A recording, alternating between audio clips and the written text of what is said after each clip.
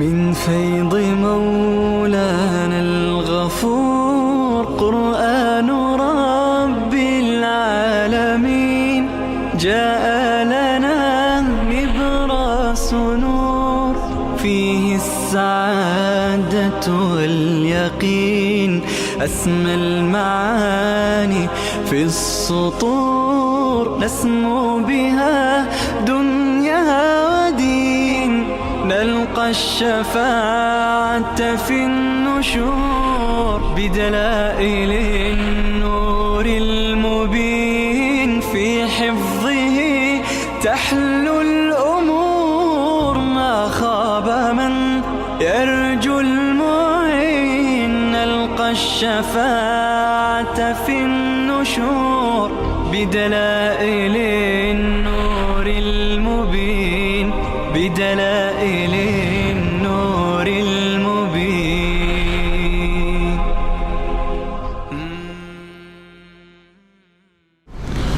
أعوذ بالله من الشيطان الرجيم. بسم الله الرحمن الرحيم. سبحان الذي أسرى بعبده ليلا من المسجد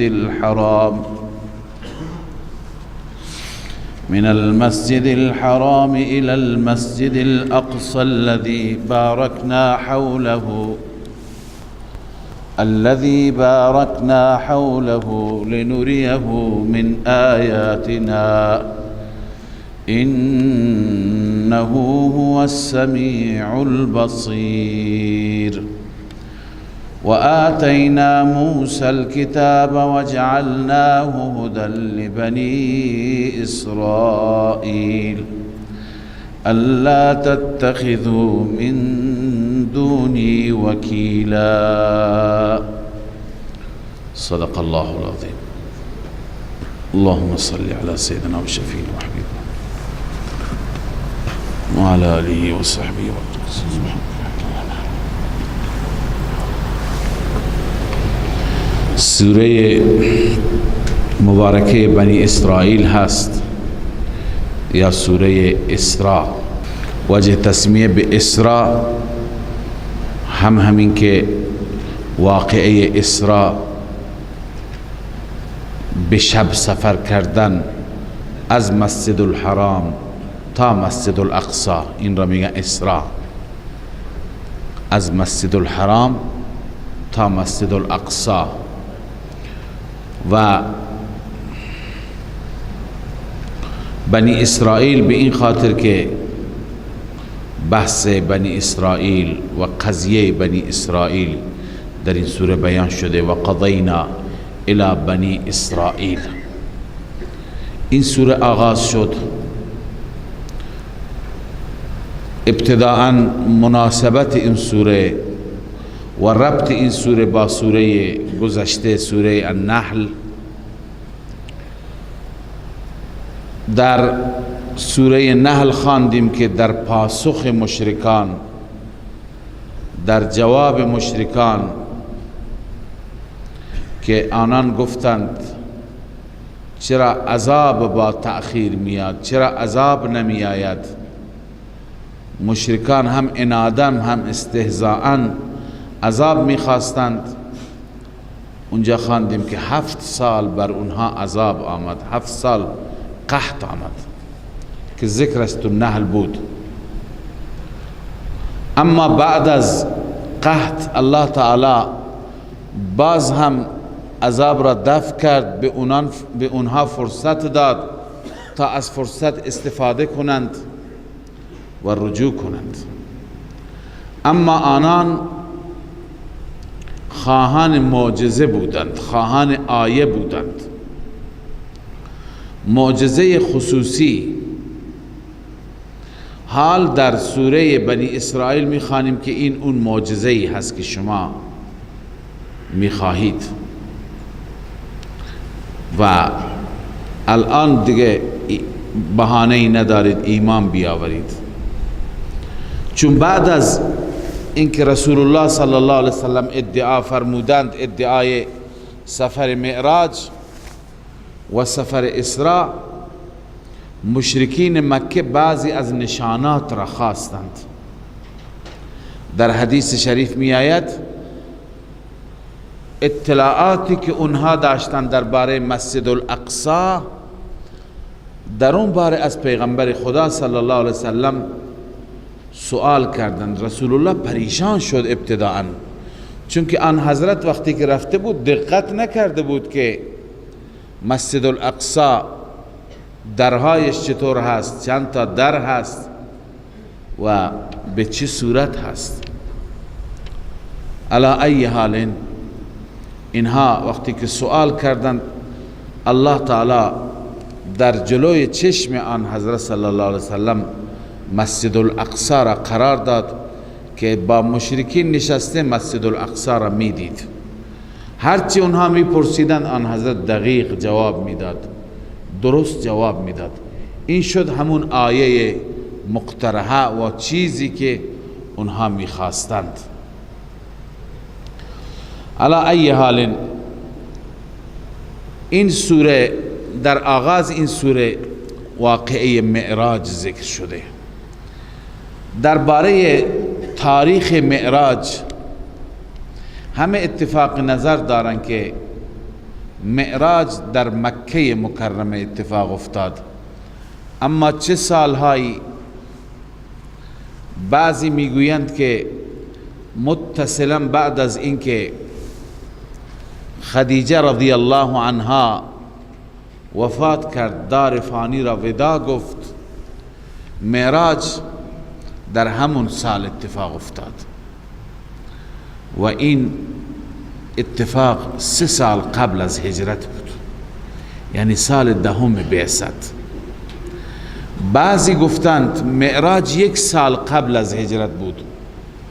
معراج سفر و سیری بود، مقدمه هجرت بود، لذا اول معراج اتفاق افتاد و بعداً هجرت رسول الله صلی الله علیه و سلم به طرف مدینه منوره.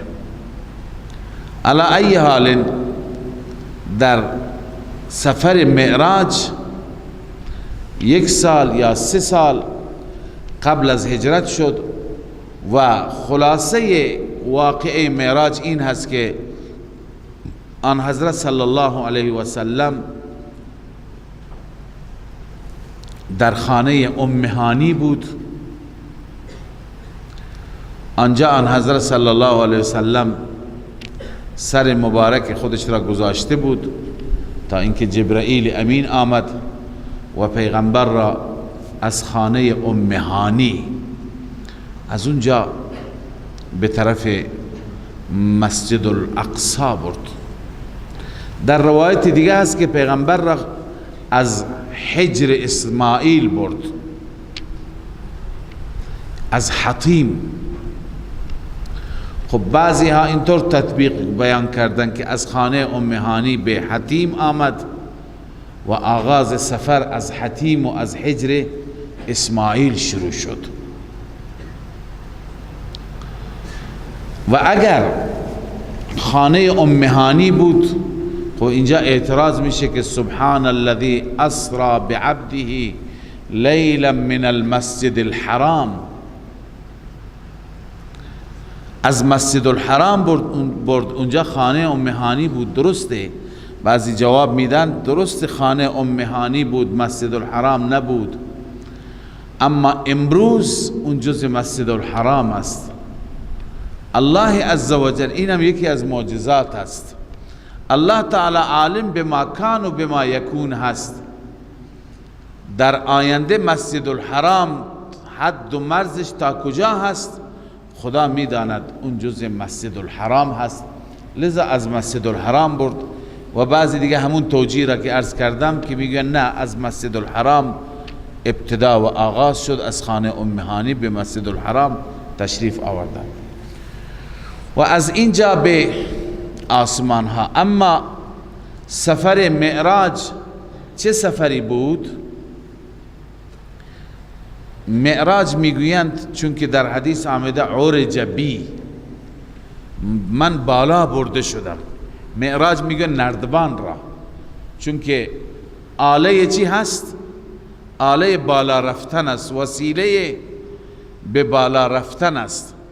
پس در واقع این سفر یک نردبانی بود، یک معراجی بود که رسول الله صلی الله علیه و سلم یک شبه از مسجد الحرام به مسجد الاقصی و از آنجا به آسمان ها برده بشه.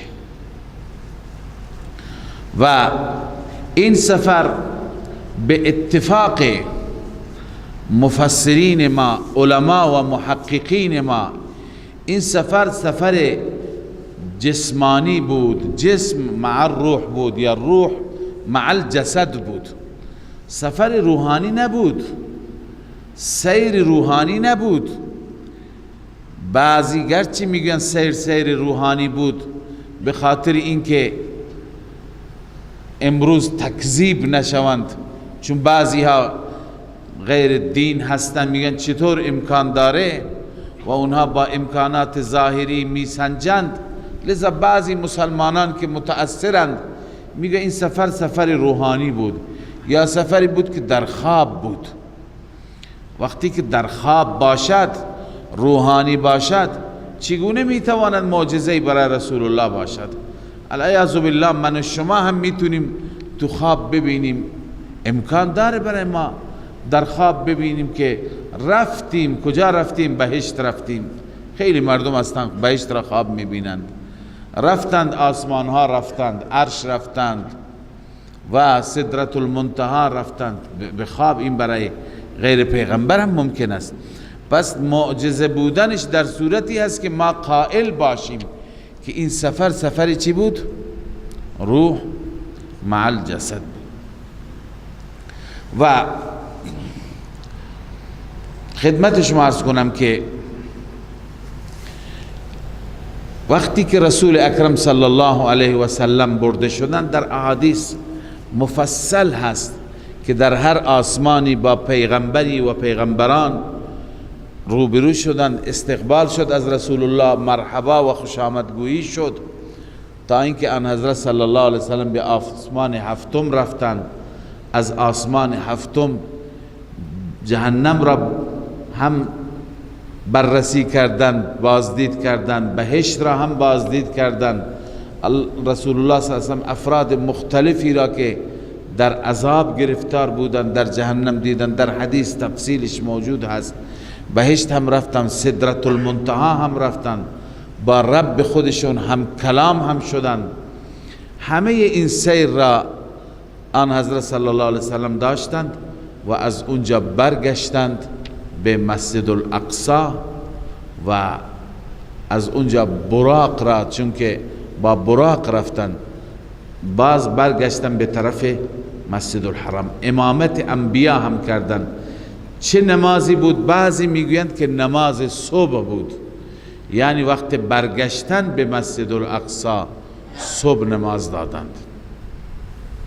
و یک نکته خدمت شما عرض کنم، نکته جالبی در بعضی تفاسیر نوشتند، اون این هست که وقتی که ابو سفیان در دربار هرقل بود و از ابو سفیان درباره پیغمبر میپرسید، ابو سفیان میگفت که بعداً میگفت که من وقتی که میخواستم درباره پیغمبر صحبت بکنم، هر چی که از من میپرسید من جواب میدادم، او تایید میکرد که انبیاء خدا این چنین هستند. مثلا گفتم که اونهایی که از او تبعیت میکنند قشر پایین جامعه هستند، قشر پایین قوم هستند و از این قبیل صحبت ها. میگه من نتونستم که خلاف بگم، دروغ بگم، به خاطر اینکه جایگاه خودم سرداری بود، فردا خودش تکذیب نشه و خودش دروغگو نشه، به این چیزها پایبند بود. لذا هر کاری کردم دیدم که هیچ دستاویزی نیست برای انکار اینها. آخر به ذهنم آمد، گفتم که یک نکته ای را که بگم حتما اینها تکذیب میکنند. او همین جریان معراج بود. ابو سفیان میگه من به هرقل گفتم این پیامبری که آمده و مدعی پیامبری هست ادعای بسیار بزرگی هم میکند. گفت چه ادعایی میکند؟ گفت که این میگه من یک شبه از مکه آمدم اینجاش عرض کنم که مسجد الاقصی آمده، بیت المقدس آمده، مسجد الاقصی آمده و از اینجا رفته به آسمان ها. گفتم دیگه اینو بگم همه تکذیب میکنن. میگه که اسقف بزرگ اونجا کلیسای مسجد الاقصی گفت که من اون شب را گواهی میدهم، اون شب را تایید میکنم. کی بود تاریخ را وقتی که پرسید گفت که نزدیک همون تاریخی که شما میگید، در همون تاریخ یک شبی بعد از این که ما عبادت کردیم و میخواستیم که درها را ببندیم، خادم ها آمدن، هر یکی درهای مخصوصی بود، وظیفه داشتن، این در بزرگ را هر کاری کردیم بسته نشد. تمام خادمان مسجد الاقصی آمدند و هر چی زور زدند این در گویی که ته زمین رفته بود و این در اصلا تکان نمیخورد. آخر ما به این نتیجه رسیدیم که این در نشست کرده و در باید فردا که روز بشه این در باید بیاند نجارها درست کنن، اصلاحش کنن. لذا به اونها گفتم که به همین حال رهایش کنید. رهایش کردیم، رفتیم. صبح وقتی که آمدیم دیدیم که اثرات گویا حیوانی هست، اما اثرات براق بود که اینجا به سنگی بسته شده بود در همون ایوان مسجد الاقصی. و بعد از اینکه صبح ما نماز خواندیم یا صبح عبادت خودمون را به جا آوردیم، در را وقتی نگاه کردیم در هیچ عیبی نداشت، بستیم دیدیم راحت بسته میشه. من همون شب به خادم های مسجد الاقصی گفتم که دیشب اینجا اتفاقی افتاده، حتما یکی از انبیاء خدا و یکی از خاصان خدا اینجا آمده که ما نتونستیم در را ببندیم. الان که تو تعریف میکنی واقعا درست است، این حرفش هم حرف خلافی نیست. ابو سفیان میگه من دیگه چیزی نداشتم، ساکت شدم. علی ای حال تایید جریان معراج از زبان اون عرض کنم که راهب کلیسا یا دین مسیحیت هم در حضور هرقل شد.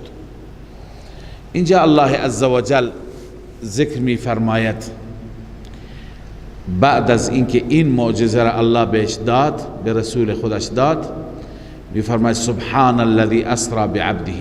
اولا من در رابطه با اینکه سفر معراج جسمانی و روحانی بود عرض کردم، اما یکی دوتا از عبارتهای سلف چون در این رابطه اختلاف است، ذهب معظم السلف والمسلمین، بیشتر سلف و بیشتر مسلمانان به این سمت و سو رفتند الی انه کان اسراء بالجسد و فی الیقظه، واقعه اسراء با جسد بود و در حال بیداری بود، در حال خواب نبود. قرطبی جامع البیان هم میگه والاصح ان الاسراء فی الیقظه بعد البعثه مره واحده، در یقظه بود بعد از عرض کنم بعثت رسول الله بود. البته در همین سوره هست که و ما جعلنا الرؤیا التي اریناک، درباره همین سفر معراج است، ما قرار ندادیم رؤیایی که به شما نشان دادیم.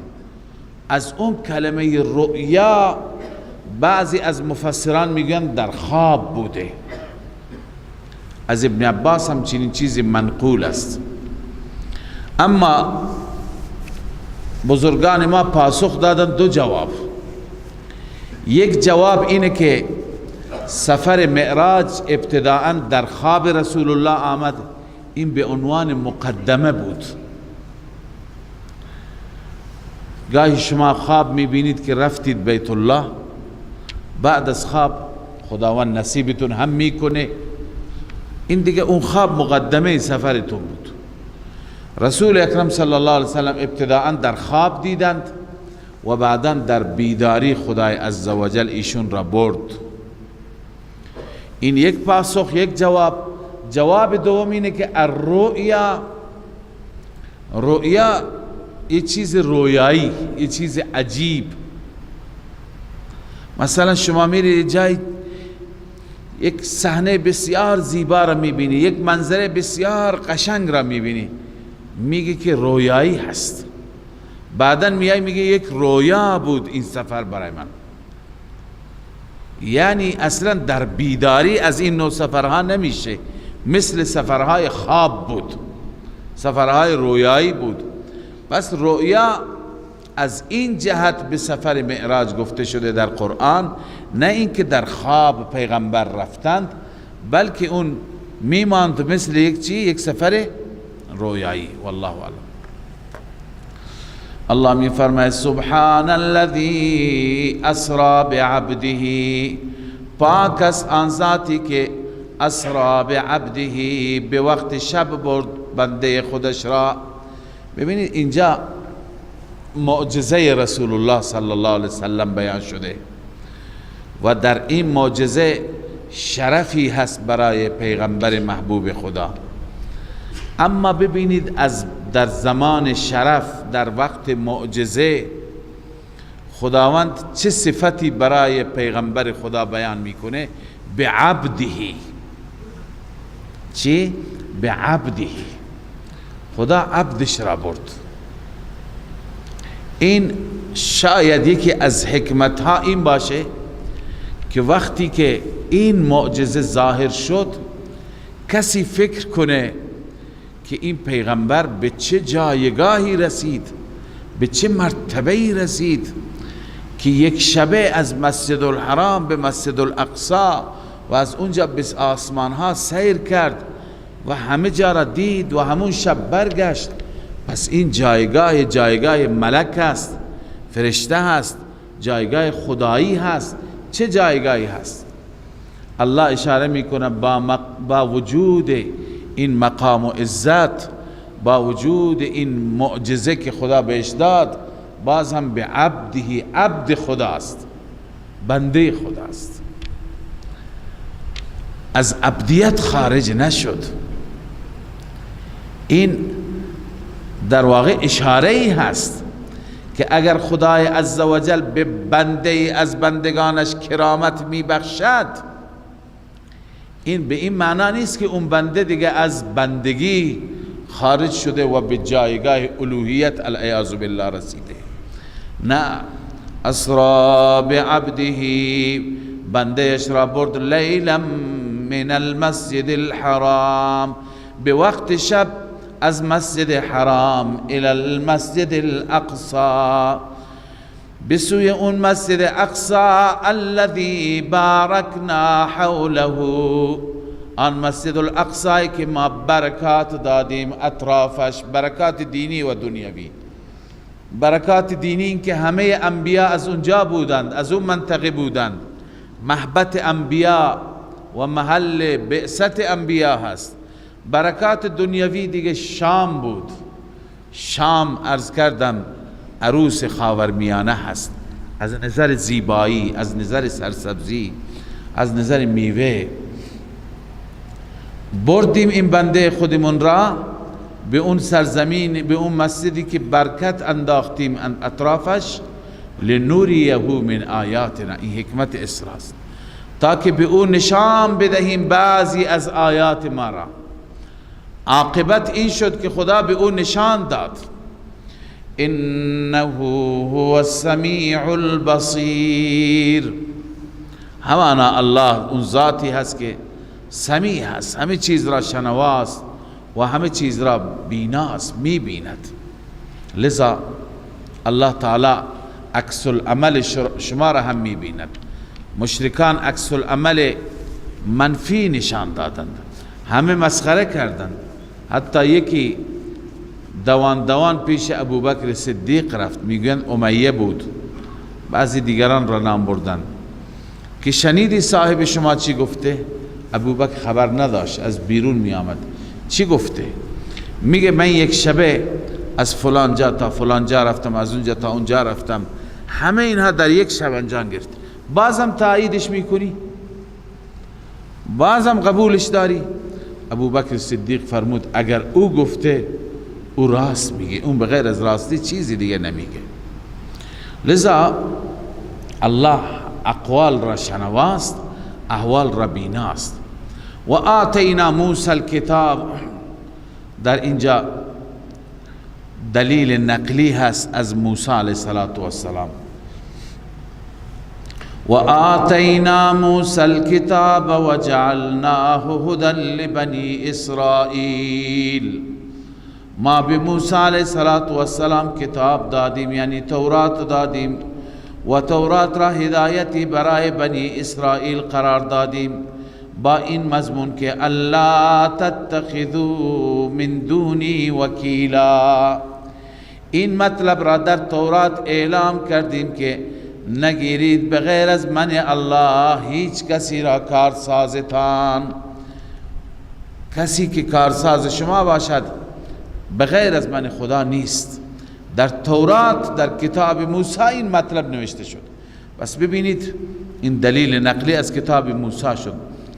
ذریت من حملنا مع نوح، این ذریت ندا هست با حذف حرف ندا، یعنی یا ذریت من حملنا مع نوح، ای اولاد آن کسانی که ما حمل کردیم آنها را با نوح، یعنی در کشتی نوح سوار بودند و نجات یافتند، شما اولاد همانها هستید. ببینید اینجا خدای تعالی ما را به چه خطابی خطاب کرده؟ اون پدرانی را ذکر می کند که اون پدران متعلق به انسانیت هستند و اونها در طوفانی سهمگین، در طوفان جهانی نجات یافتند. خداوند ما را نسبت داده به سوی اونها و اون واقعه را اشاره کرده که ما اندکی به اون واقعه فکر بکنیم، که خلاصه این میشه که آنانی که شرک کردند به عذاب گرفتار شدند، آنانی که توحید را پذیرفتند، آبای شما هستند انسانهای فعلی، آنها نجات یافتند. لذا اولا این تلنگر هست، این تذکر هست. دوما بیان احسان بر شما هست که ببینید پدران شما چون موحد بودن نجات یافتن، اگر اونا نجات نمی یافتن شما امروز نبودید. بقیه که هلاک شدن نسل اونها باقی نمان.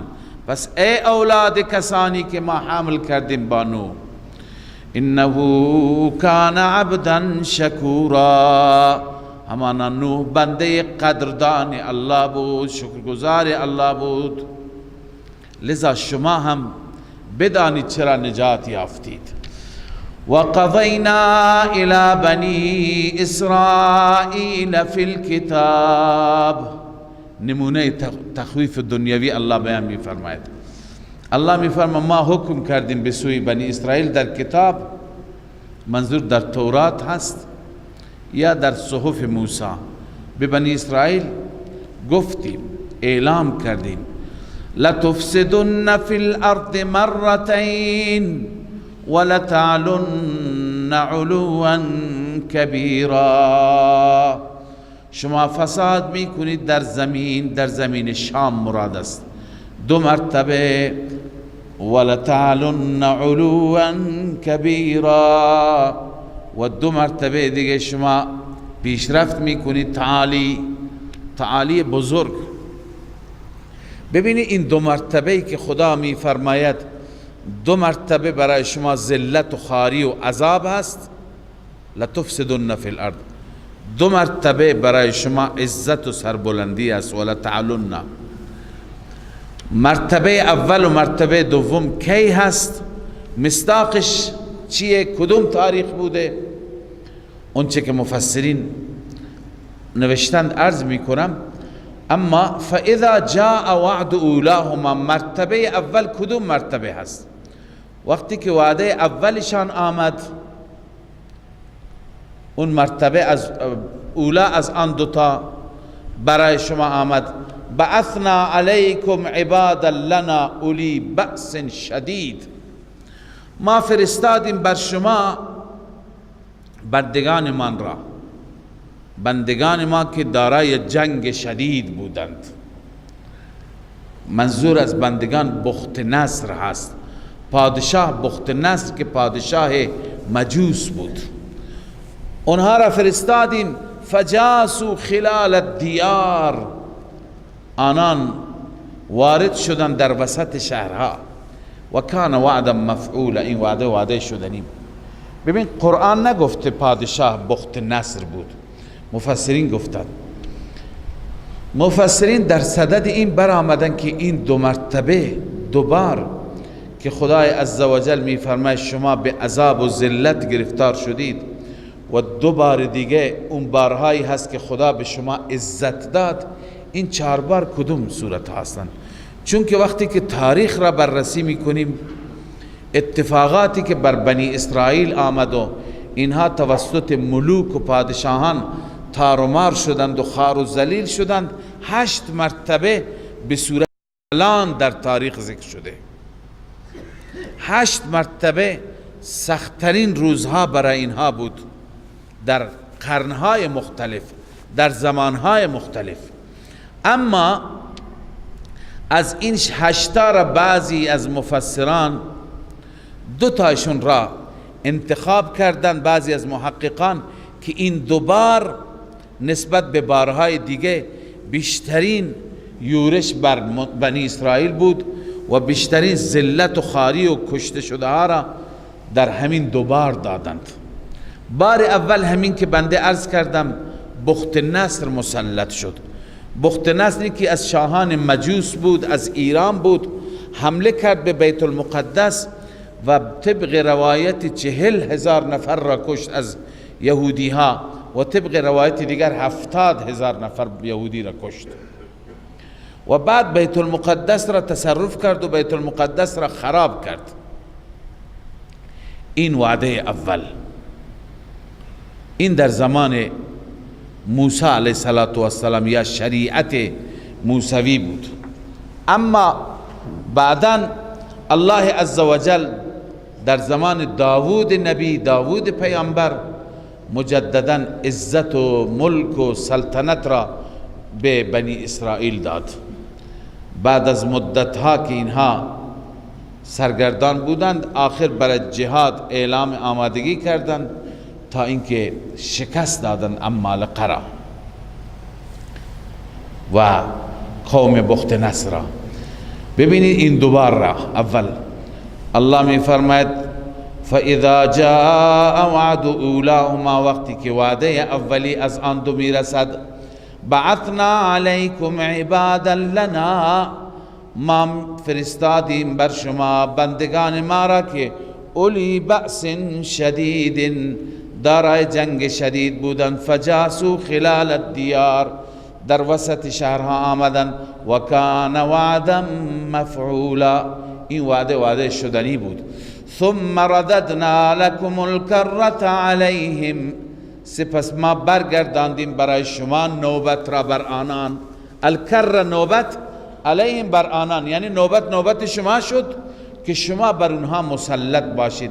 بنویسید در زمان داود علیه السلام. و امددناکم باموال و بنین، ما امداد کردیم، یاری رساندیم شما را با مال و با اولاد. و جعلناکم اکثر نفیرا، ما قرار دادیم شما را اکثر از نظر جمعیت. لذا خداوند شما را این بار عزت داد و شما حاکم شدید. در میان الله تعالی این مطلب را بیان میکنه که هر کسی اگر راه خوب بگیره، خوبی به خودش برمیگرده. هر کسی راه بد بگیره، بدی هم به خودش برمیگرده. الله می فرماید ان احسنتم احسنتم لانفسکم، اگر شما احسان کنید، احسان به معنی نیکی هم میاد، به معنی اخلاص هم میاد. ان تعبد الله کانک تراه. احسنتم لانفسکم، این احسان برای خودتان است، به نفع خودتان است. و ان اسأتم فلها، اگر بد کنید هم برای همون نفس است، این بدی به اون میگردد. فاذا جاء وعد الاخره، وعده دوم بنی اسرائیل را فرمود که لتفسدن فی الارض مرتين. یکی در همون زمان بخت نصر بود که اینها کتاب خدا را، تورات را پشت سر گذاشتند، خدا اون عمالقه را، اون بخت نصر را بر اونها مسلط کرد. وعده دوم بیشتر درباره وعده دوم اختلاف است، اما بسیاری از محققین من جمله شیخ حسین علی رحمه الله معتقد است این زمانی هست که اونها شریعت عیسوی را ناسپاسی کردند. اولی شریعت موسوی، دومی شریعت عیسوی، دین عیسی علیه السلام را اینا چیکار کردند؟ ناسپاسی کردند. زکریا و یحیی علیهم السلام را شهید کردند و خیلی فساد کردند، بر علیه عیسی قیام کردند، تا اینکه الله تعالی عیسی را که به آسمان ها رفع کرد. بعد از اون الله تعالی شاه بابل را که معروف بود به شاه فردوس، شاه بابل هست یا بابل، بر اینها مسلط کرد، مثل بخت نصر تصرف کرد. مسجد الاقصی را، بیت المقدس را، هزاران هزار از اینها دوباره کشت. لذا الله تعالی این نوبت دوم بیان می فرماید که شما قومی دیگر بر شما مسلط کردم. بله، فاذا جاء وعد الاخره، وقتی که وعده دوم آمد. اینجا مقدر است بعثنا عبادا لنا، ما بندگان خودمون را چی کردیم؟ مبعوث کردیم، بلند کردیم. لیسوء وجوهکم، تا چهره شما را بد کنند، یعنی بر شما ظلم کنند، شما را شکنجه بدند. ولیدخلوا المسجد کما دخلوه اول مره، تا اینکه داخل مسجد بشن همانطور که بار اول داخل شدند. ولیتبروا ما علوا تتبیرا، تا اینکه تباه کنند بر هر چی که مسلط شدند تباه کردنی. لذا ای بنی اسرائیل، ما دوبار به شما عذاب دادیم، عذاب سخت، و دوبار هم بر شما برگشتیم، بازگشت و رجوع کردیم. لذا از این به بعد به خود شما بستگی دار. ان احسنتم احسنتم لها عسى ربكم ان يرحمكم وان عدتم عدنا.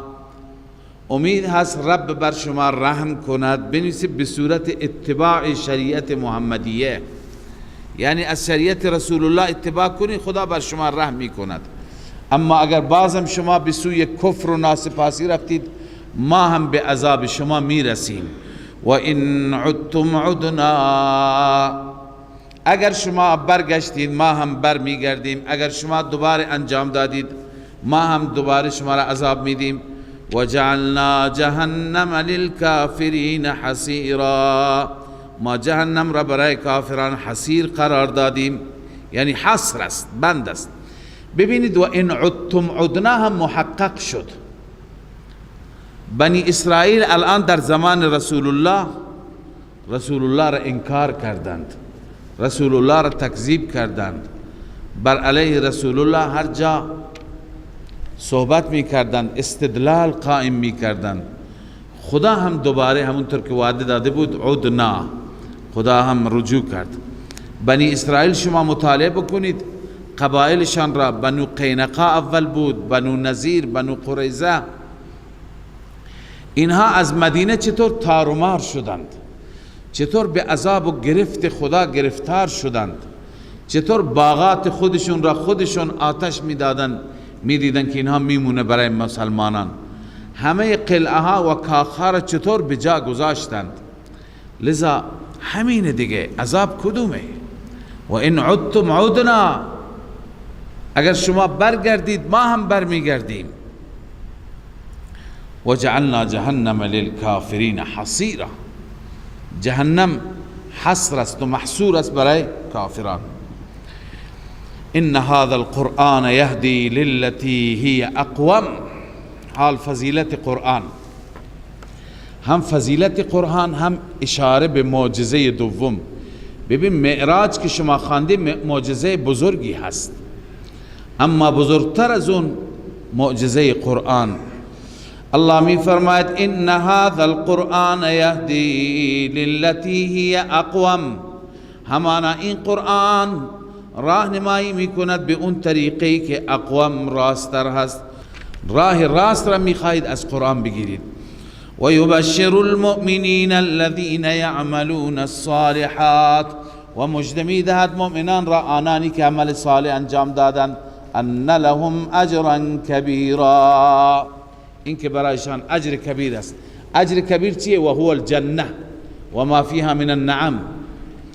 و ان الذین لا یؤمنون بالآخرة، آنانی که ایمان به آخرت ندارند، اعتدنا لهم عذابا الیما، ما برایشان عذاب دردناک آماده کردیم. اینجا خدای عزوجل عناد قوم رسول الله را بیان می فرماید. و یدعو الانسان، گرچه طبعا همه انسان ها این جور هستند، اما واقعه خاص اشاره دارد که ما نباید حصرش بکنیم در اون واقعه خاص، بگیم آیه عمومی هست. الله می فرما و یدعو الانسان بالشر دعاءه بالخیر، انسان شر می خواهد، دعاءه ای کدعائه، مثل دعایش که خیر می خواهد. چطور همه انسان ها خوبی می خواهند، خیر می خواهند، عافیت می خواهند، سلامتی و تندرستی می خواهند، بعضی از انسان ها هستند که شر برای شر همینطور عجله دارند. این انسان که اشاره به نضر ابن حارس است که از خدا عذاب خواست، ان کان هذا هو الحق من عندك فامطر علينا حجارة من السماء. ناظر و کسانی که مثل ناظر بودن، این انسان چقدر ناسپاس است. یا بقیه مشرکین که به پیغمبر میگفتن زودتر عذاب بیار. پس انسان میخواهد شر را مثل خواستنش خیر را. و کان الانسان عجولا، انسان طبعا عجول است، شتابگر است. چرا عجله میکند؟ چرا فکر نمیکند؟ به همه ابعاد نمیاندیشد. وجعلنا اللیل و النهار، اول ما یک دلیل عقلی خواندیم، این دومین دلیل عقلی هست. دومین دلیل عقلی، الله از لیل و نهار که دو تا نعمت حسی هستند، هر شب و هر روز ما با اینها مواجه هستیم. الله می فرماید وجعلنا اللیل و النهار آیتین، ما قرار دادیم شب را و روز را دو آیه. فمحونا آیت اللیل، آیه شب را محو کردیم، به این معنی که در شب هیچی پیدا نمیشه، هیچی قابل رؤیت نیست. وجعلنا آیت النهار مبصره، و علامت روز را مبصر قرار دادیم. مبصر یعنی سبب بینایی، سبب بصارت، که همه جا را میبینید. چرا همه جا را روشن قرار داده؟ لتبتغوا فضلا من ربکم، تاکه فضل پروردگار را بطلبید. فضل پروردگار مال حلال از طریق تجارت است. ولتعلموا عدد السنین والحساب، تاکه تعداد سالها و حساب را بدانید. شب و روز برای همین است، انسان حساب را بداند، کتاب را بداند. و کل شیء فصلناه تفصیل، جامعیت قرآن، همه چیز را ما مفصل تفصیل بیان کردیم، تفصیل وار بیان کردیم در قرآن. همه چیز منظور آن چیزهایی که ما نیازمندیم، چیزهایی از عقاید ما، از افکار ما، از اخلاق ما، از عبادات و عادات ما، اونها را الله در قرآن بیان فرموده. و کل انسان الزمناه طائره فی عنقه. این تخویف اخروی هست. الله می فرماید هر انسانی را ما لازم قرار دادیم پرنده اش را در گردنش. طائر اینجا به معنای پرنده است لفظا، اما به معنای از نظر مراد و مفهوم اعمال نامه هست. چی هست؟ اعمال نامه. هر انسانی نامه اعمالش در گردنش هست، آویزان هست. و نخرج له یوم القیامت کتابا یلقاه منشورا. الله می فرماید که ما بیرون می کنیم برای اون انسان، نشان می دهیم در روز قیامت کتابا یلقاه منشورا، مکتوبی که او را می یابد منشورا باز شده، گشوده شده. اقرأ کتابک، ای انسان، از طرف الله گفته میشه ای انسان نامه اعمالت را بخوان. کفا بنفسک اليوم علیک حسیبا، نفس خودت امروز کافی هست از نظر حسابگر. خودت حساب بگیر چیکار کردی. من اهتدى فانما یهتدی لنفسه. الله می فرماید هر کسی که هدایت بشه فانما یهتدی لنفسه، این هدایتش به نفع خودش است. این بیان سنت الله است. هر کسی را که خدا هدایت کند به نفع خودش است. و من ضل فانما یضل علیها، هر کسی که گمراه بشه جز این نیست که گمراهی میشه بر علیه خودش.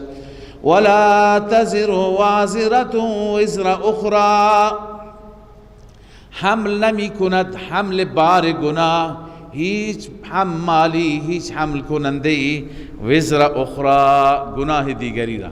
یعنی در روز قیامت هر کس گناه خودش را. اینطور نیست که بگیم بعضی ها گناهشون به گردن بعضی دیگر. امکان داره بعضی دیگه به خاطر گمراه کردن انسان ها بیشتر شکنجه ببینن، اما گناه دیگران به دوش اونها نمی افتد.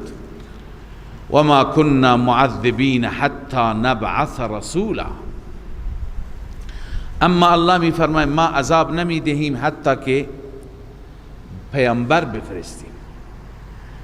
خدا عذاب نمیده حتی که پیامبر بفرسته. خوب دقت کنید، نکته مهمی هست. عذاب هم در دنیا هست هم در آخرت است.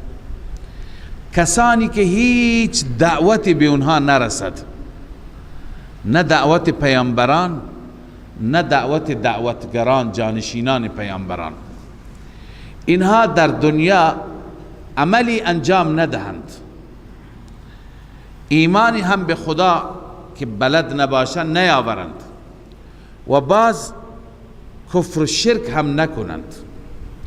خب خیلی ها هستن میگه ما نمیدونستیم. خب از کجا میدونستی شرک کردی؟ پس این افراد به عذاب الهی گرفتار نمیشوند. اینها تکلیفشون را الله بهتر میداند. اما آیه میگه و ما كنا معذبین حتی نبعث رسولا.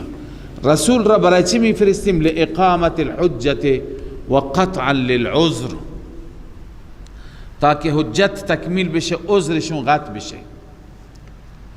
پس و فیه دلیل علی ان ما وجب انما وجب بالسمع لا بالعقل. از اینجا معلوم میشه که اون چیزی که بر ما انسان ها واجب است با سمع نه با عقل. خازن گفته، معالم التنزیل گفته. مطلب اینه که اگر انسان هیچ دعوتی بهش نرسد، تنها با عقل خودش امکان داره خدا را پیدا بکنه. همین که به زمین و آسمان ها نگاه بکنه بگه حتما اینها آفریننده ای دارد، همین اندازه عقل که حکم بکند برای ایمان کافی هست. بقیه اعمال را که انسان انجام ندهد، چون که اعمال بهش نرسیده، به سمعش نرسیده، اطلاع نداشته،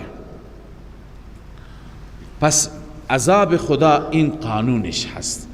اما اونهایی که شنیدند، برای خودشون پیغمبر نیامده ولی شنیدن ابراهیم بوده، موسی بوده، عیسی بوده، تحقیق نمی کند این انسان مثل این نیست، اون گرفتار میشه. لذا الله می فرماید که و اذا اردنا ان نهلك قریتا امرنا مترفیها. این آیه چند تا تفسیر داره. هرگاه این تخویف دنیوی هم است، هرگاه ما بخواهیم هلاک بکنیم قریه را، امرنا مترفیها. چند تا قرائت هم داره، یکی امرنا، یکی آمرنا، یکی امرنا. سه تا. ببینیم معنای متبادر که اکثر مفسرین گرفتند همین معنی هست که ما هر وقتی که قریه را بخوایم هلاک بکنیم دستور میدیم مترفین آنجا را. به چی دستور میدیم؟ به اطاعت خدا. مترفین یعنی انسانهای خوشگذران، انسانهایی که در عیش و طرفند، انسانهایی که فقط خوردنوش را میدانند. به اونها دستور میدیم که شما از انبیاء اطاعت کنید. دستور میدیم اطیعوا الله و اطیعوا الرسول. اما آنان چیکار میکنن؟ ففسقوا فیها. آنان چه کردند؟ فسق کردند، کفر کردند. فحق علیها القول. قول منظور عذاب است. عذاب بر اونها ثابت شد. فدمرناها تدمیرا. ما آنها را نابود کردیم نابود کردنی. پس امرنا مترفیها به این معنی که ما مترفین را گفتیم، انسانهای خوشگذران را گفتیم شما چیکار بکنید؟ شما اطاعت خدا و اطاعت رسول بکنید. آنها تمرد کردند. دو تا قرائت دیگه که دو تا تفسیر دیگه هست هم بسیار جالب هستند. یکی آمرنا مترفیها. آمرنا یعنی اکثرنا. منظور اینه که وقتی که ما بخوایم قریه را هلاک بکنیم انسانهای خوشگذران زیاد میشند. آمرنا یعنی اکثرنا. ما زیاد میکنیم مترفین را.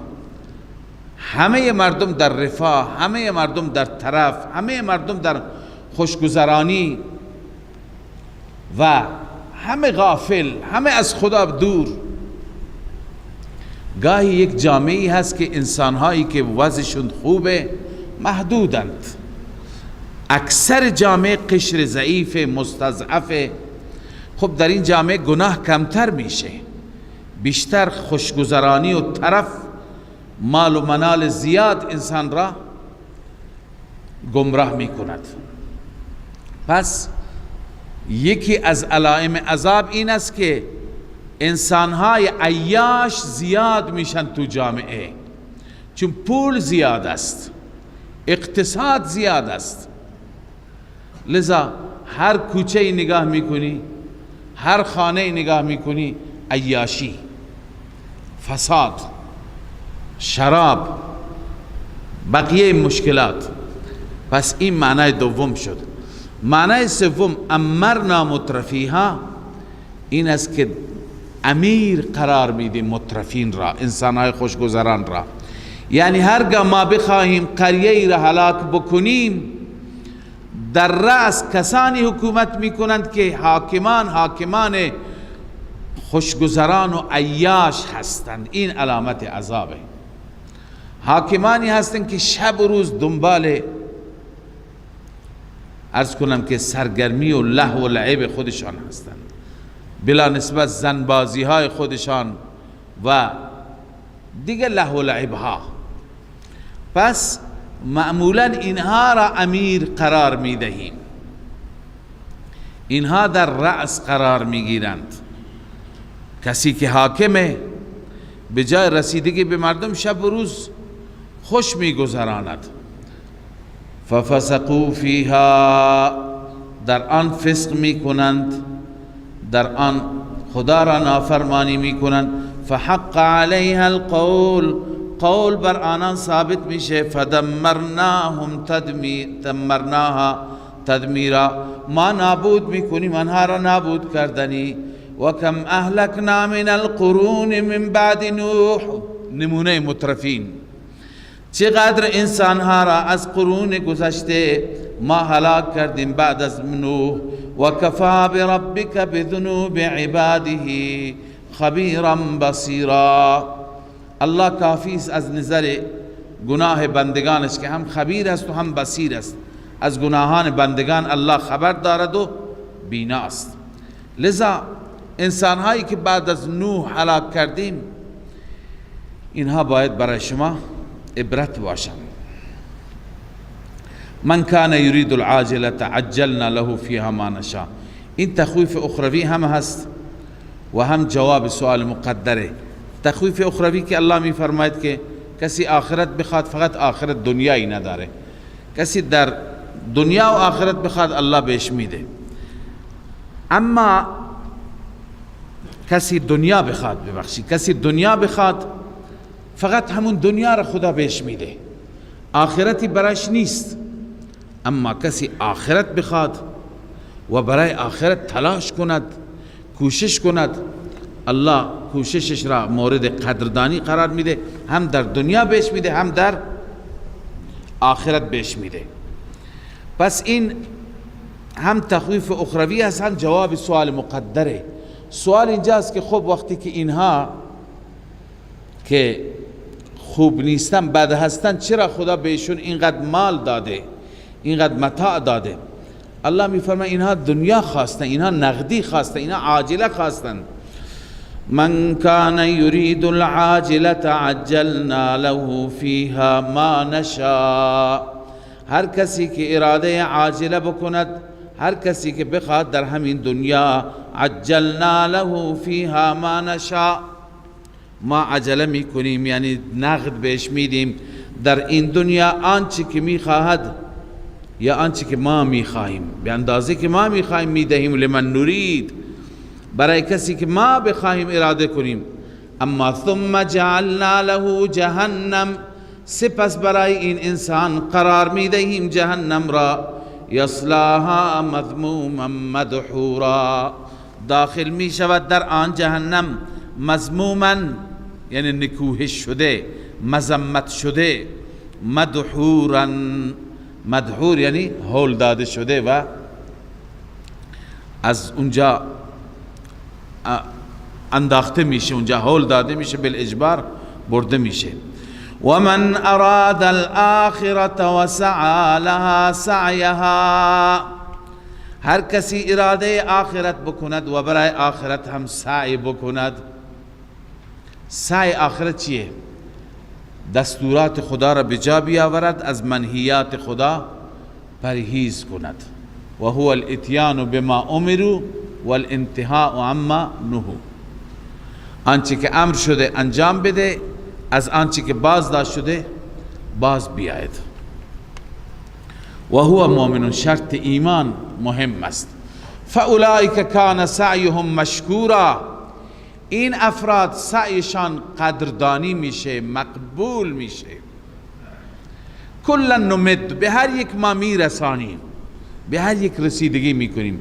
هؤلاء و هؤلاء، هؤلاء اینها یعنی طالبان دنیا یا مقبولین، طالبان آخرت، و هؤلاء و اینها طالبان دنیا، یعنی هم به طالبان آخرت و دین ما میدهیم، رسیدگی میکنیم در دنیا البته، و هم به طالبان دنیا، اونی که فقط دنیا میخواد هم خدا بهش نان میده، اونی که فقط آخرت میخواد هم خدا بهش نان میده.